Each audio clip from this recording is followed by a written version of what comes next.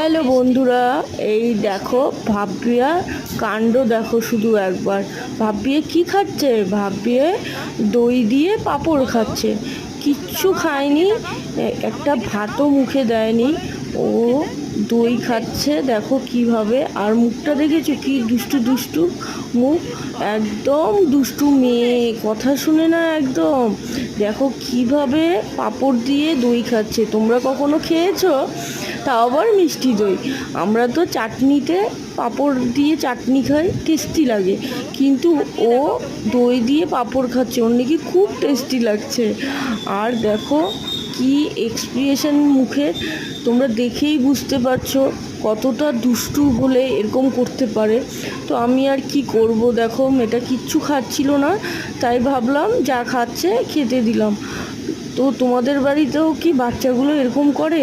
Comment করে বলো।